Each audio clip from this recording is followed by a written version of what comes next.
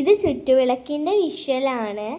അച്ഛൻ ശ്രീകോവിലിൽ നിന്ന് ദീപം കൊണ്ടുവന്ന് പകർന്നു തന്നു. അതിനുശേഷം എൻ്റെ കൊടിവിളക്കിലേക്കും പകർന്നു തന്നു. അച്ഛൻ ദീപാരാധനയ്ക്ക് ശ്രീകോവിൽ അടച്ചു. ഞാൻ ഗണപതിൻ്റെ ശ്രീകോവിലിൻ്റെ അവിടെ ദീപം തെളിയിക്കുകയാണ്. അച്ഛൻ ദീപാരാധന കഴിഞ്ഞ് തുറക്കുമ്പോഴേക്കും ഞങ്ങൾക്ക് ഈ വിളക്കിലെ എല്ലാ ദീപവും തെളിയിക്കണം.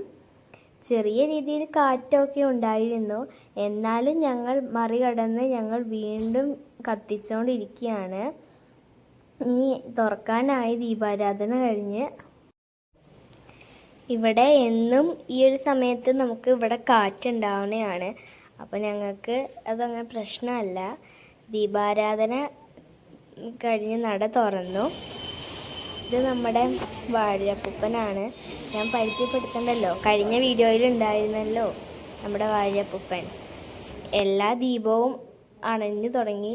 അപ്പോൾ ഞങ്ങൾ വീണ്ടും അത് മറികടന്ന് കത്തിച്ചുകൊണ്ടിരിക്കുകയാണ്.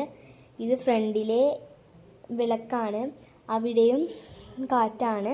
അപ്പോൾ ഞങ്ങൾ അവിടെയും കത്തിച്ചുകൊണ്ടിരിക്കുകയാണ്. ഇവിടെ കത്തിച്ചത് ഒക്കെ അണഞ്ഞിട്ട് മാമൻ വീണ്ടും കത്തിക്കുകയാണ്. സ്വാമിമാരൊക്കെ കൂടി കഴിഞ്ഞ് വന്നിട്ട് ശരണം വിളിക്കുകയാണ്.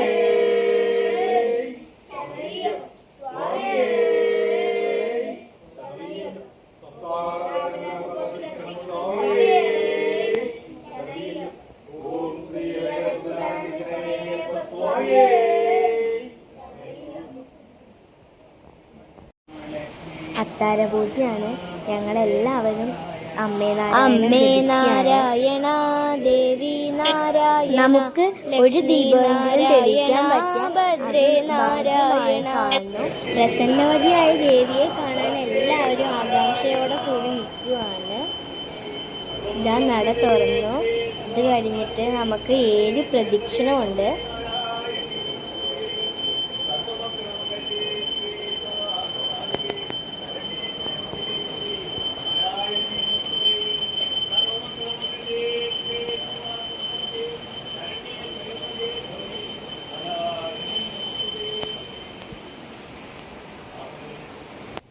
അച്ഛൻ ആരതി കഴിഞ്ഞ കർപ്പൂരവും ശംഖുതീർത്ഥവുമായി വന്നു.